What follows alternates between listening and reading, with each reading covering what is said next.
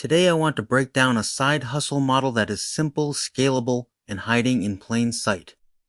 This is Niche Collection Arbitrage, and before you think this is just flipping random items on eBay, it is not. This is about buying collections in bulk at a discount, averaging down your cost, and then reselling in smaller lots or individual pieces for higher margins. There is a reason this works. If you look at the top 20 sellers on eBay, 4 of them are sports card sellers. That is not random. That tells you something very important. Collections move volume. Collectors buy repeatedly. And inventory in bulk creates leverage. Here is the core idea. Instead of hunting for single items and trying to flip one thing at a time, you target entire collections. Sports cards, comic books, vintage postcards, political memorabilia, fishing lures, ticket stubs, old magazines, anything where collectors exist. When someone is selling a collection, they usually want simplicity. They do not want to photograph, research, list, package, and ship hundreds of individual items. They want it gone. That is your opportunity. When you buy an entire collection, you get a discount, always. The larger the purchase, the deeper the discount. That is called averaging down. Let's say someone has 1,000 sports cards. Individually, some might sell for $5, some for $10, some for $1, but they do not want to piece it out, so they sell the entire collection for $300.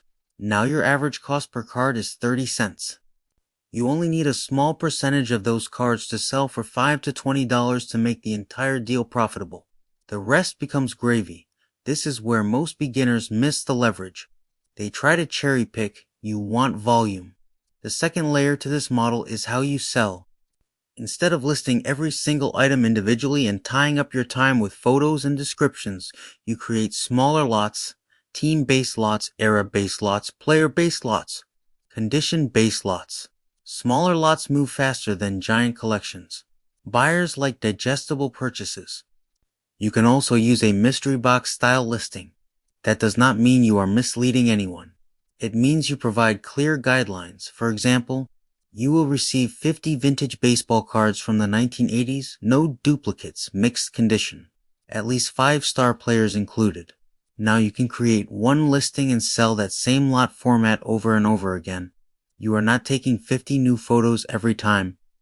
You are not writing 50 new descriptions. You create the system once and let it run. That is the beauty. Your time is not tied to constant listing creation. Volume plus system equals leverage. Now here is where it gets even better. As you sell, you learn. You see which players move fastest, which eras command higher prices, which teams have die-hard collectors, which comic book publishers have stronger demand. The market tells you exactly what to target next. You stop guessing. Now when you look for new collections, you are not just buying randomly. You are buying with precision. You start asking better questions. Do you have more of this team? Are there earlier years? Do you have sealed boxes? You become selective without losing volume. And here is something most people overlook. You do not even need inventory first. If you understand pricing and demand, you can list structured lots based on available supply and source inventory after the sale. For example, you find sports cards consistently available at thrift stores, flea markets, or Facebook Marketplace below market value. You create your standardized listing. When a sale comes in, you go source the inventory. This reduces your upfront risk. The same applies to comic books. Many people go to comic shops and pay retail, but bookstores, thrift shops, estate sales, and garage sales often price comics lower because they are not specialty sellers. Same product, different sourcing channel. Margin lives in the buy.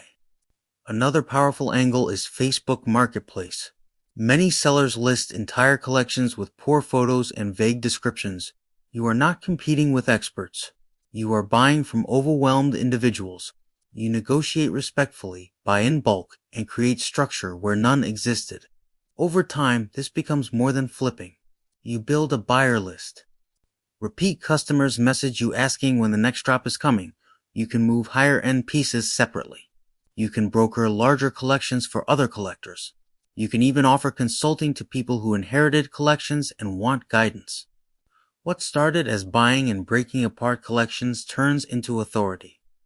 The downside risk is limited because you control your entry price, you do not overpay, you start small, you test demand.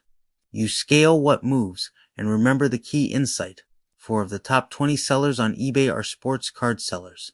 That is not because sports cards are trendy. It is because collections create repeat transactions and consistent supply. This side hustle rewards pattern recognition. Buy in bulk. Average down, sell in smaller pieces, systemize listings.